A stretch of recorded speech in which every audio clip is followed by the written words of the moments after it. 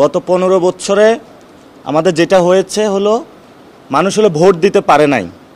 আর আমরা ভবিষ্যৎ যে বাংলাদেশের দিকে যাচ্ছি সেখানে হলো গণতান্ত্রিক প্রক্রিয়ায় একটি দল ছাড়া অন্য কেউ যদি ভোট নিতে আসে তাহলে সেখানে তারা সমস্যা সৃষ্টি করবে। এই পরিস্থিতির দিকে যাচ্ছি।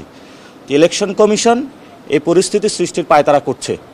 অর্থাৎ আমরা গত 15 বছরে ভোট মানুষ দিতে পারে নাই, আর এখন যদি কেউ ভোট নিতে যায় গণতান্ত্রিক প্রক্রিয়ায় সেই প্রক্রিয়া তারা বাধাগ্রস্ত করছে, 1 নম্বর। 2 নম্বর হলো আমরা যত দিন দিন এই ইলেকশন কমিশনকে দেখতে পাচ্ছি ততই বুঝতে পারছি যে এটা মেরুদণ্ডহীন একটা ইলেকশন কমিশন।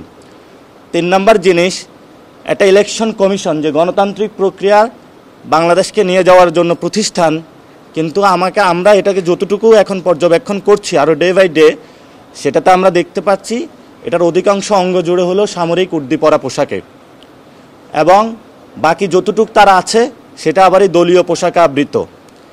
এই জন্য আমরা গণতান্ত্রিক যারা আহত হয়েছিল, শহীদ হয়েছিল, ওনাদের একটা এজেন্স ছিল তো যে আমি ভোট দিতে পারি না, এই জন্য মাঠে আমি আন্দোলন করতে এসেছি। সে জায়গা থেকে তাদের দাবির প্রেক্ষিতেই কিন্তু আমরা গণতান্ত্রিক প্রক্রিয়ায় যাচ্ছি, এবং গণতান্ত্রিক প্রক্রিয়ার জন্য আমরা সাংবিধানিক যে প্রতিষ্ঠান রয়েছে সেখানে ইলেকশন কমিশন একটা গুরুত্বপূর্ণ প্রতিষ্ঠান। এই প্রতিষ্ঠানে আমরা রেজিস্ট্রেশন প্রসেসে গিয়েছি, জমা দিয়েছি, সামনেও যাচ্ছি।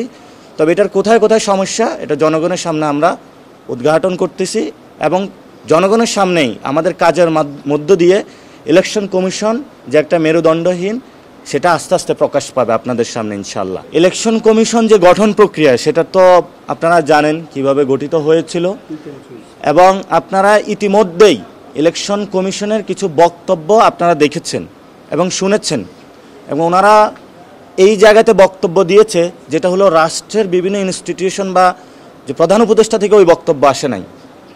ওনারা এমন কিছু বক্তব্য দিয়েছে, বিতর্কিত বক্তব্য।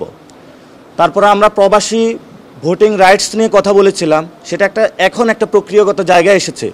তো গত 2 মাস আগে যদি আমি বলতাম যে আমি অংশগ্রহণ করব না, আমার প্রবাসী ভাই যারা রেমিটেন্স শাটডাউন করেছে তাদের অধিকার প্রতিষ্ঠা করা হচ্ছে না, এমন অসংখ্য প্রক্রিয়ার মধ্যে আপনারা যারা এখানে বিট করছেন আপনারা এই বিষয়গুলো দেখছেন।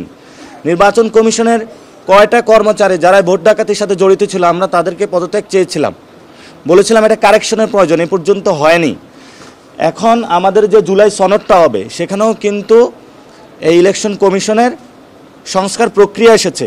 তো এটা যদি প্রায়োগিক অর্থে বাস্তবায়ন হয় তাহলে এই সংসদের পরে হবে নাকি আগে হবে? আমরা তো বলেছি যেটা এই সংসদের আগে এই জুলাই সনদের বাস্তবায়ন প্রক্রিয়ার মধ্য দিয়েই কিন্তু নেক্সট ইলেকশন হবে।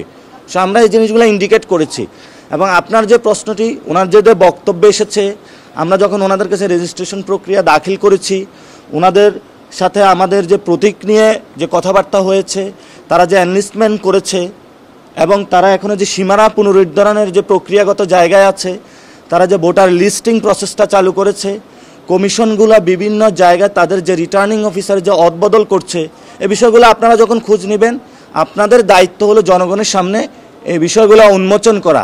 আমরা আপনাদের সামনে হিন্টস দিয়ে যাচ্ছি যে এইবার নির্বাচন কমিশনের মাধ্যমে ভোট নেওয়ার অধিকার, আগে ছিল দেওয়ার অধিকার থেকে বঞ্চিত করা হয়েছে বাংলাদেশের মানুষকে, এবার হলো নেওয়ার অধিকার থেকে বঞ্চিত করার জন্য তারা পায়তারা চালাচ্ছে।